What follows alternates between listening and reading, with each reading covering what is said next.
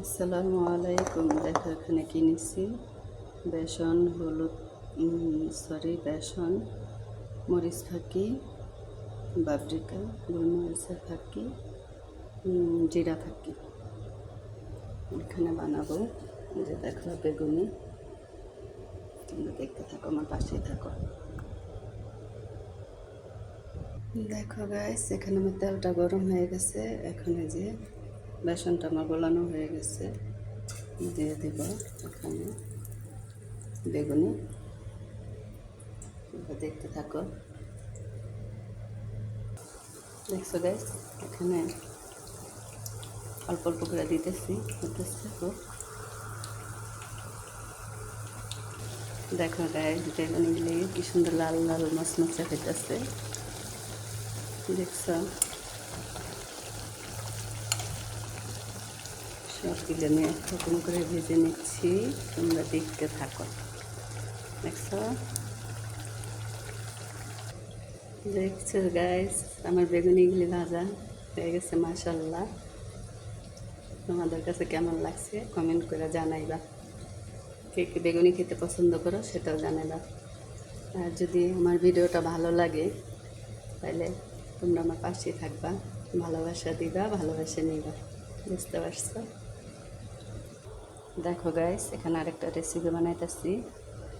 এখানে নিয়ে নিচ্ছি মাংস, এখানে মরিচ, ধনিয়া পাতা, রসুন, পেঁয়াজ কুচি, আর জিরা ফাঁকি, গোলমরিচের ফাঁকি, আর নিয়ে নিচ্ছি হলুদ ফাঁকি।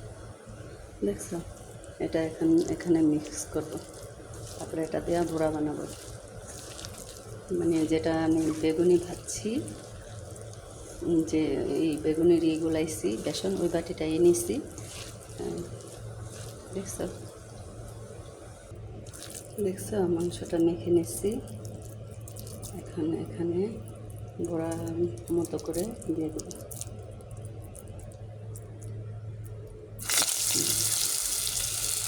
দিয়ে দিচ্ছি। দেখো গাইস, এখানে বড়া দিয়ে দেখতেছি মাংসের চপ আর কি। দেখছি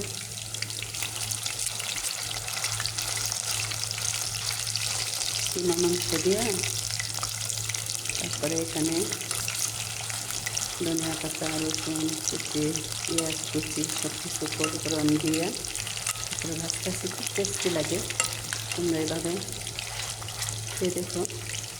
পোলাও দিয়ে বা সাদা ভাত দিয়ে সেটাও স্বাদ লাগে, পান্তা ভাত দিয়ে খেতেও ভালো লাগে। তবে পান্তা ভাত খাই না, খাওয়া পড়ে না, কিন্তু খুব স্বাদ লাগে, আমি জানি। দেখছো দেখছো গাইস, কত সুন্দর লাল লাল হয়েছে, মচমচে হয়েছে, পুরপুরে। এই দেখো গাইস, আমার রাতের খাবার এই বেগুনি আর এই মাংসের চপ। তোমাদের কেমন লাগলো সত্যি সত্যি কিন্তু তোমাদের জানাইবা, বুঝছো? Tata, bye bye.